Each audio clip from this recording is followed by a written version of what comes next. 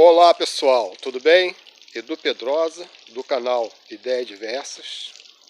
Pessoal, eu montei aqui um esqueminha aqui de oxigenação, tá? do laguinho da tilápia aqui.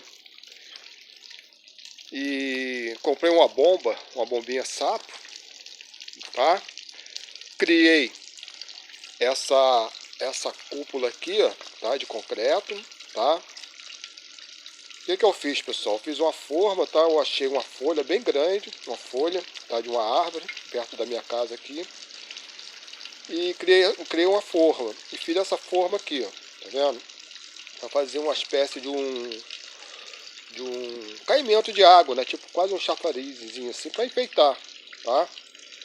Depois eu pretendo aí dar mais uma reforma, né? Dessa cúpulazinha aqui, né? Não sei se eu vou pintar de verde ou da cor de madeira, não sei, tá? Mas eu acho que ficou bem bacana, tá vendo? Aí ali tem a bomba, tá? A bomba tá ali, ó, uma bomba sapo, ela puxa, tá? E eu encaixei aqui, nessa árvore aqui, no abacateiro. E vem aqui em cima, tá? E a água cai no laguinho, dando esse pequeno chafarizinho aqui. Não é? E é legal que faz bastante, assim, barulho, né? Um barulho bacana na água. E dá até para relaxar. Se eu colocar aqui uma rede aqui, descansar aqui, eu relaxo aqui, dá para meditar.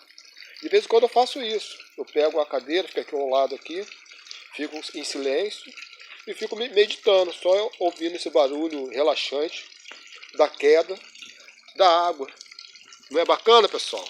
Eu vou ficar um pouquinho em silêncio agora, tá? Você vê como é que o laguinho ficou legal, né?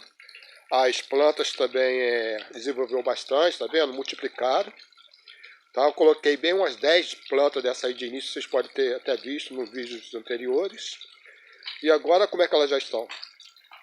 Né? Show de bola, né? Vou ficar agora um pouco em silêncio, pessoal. E vou terminar o vídeo, tá?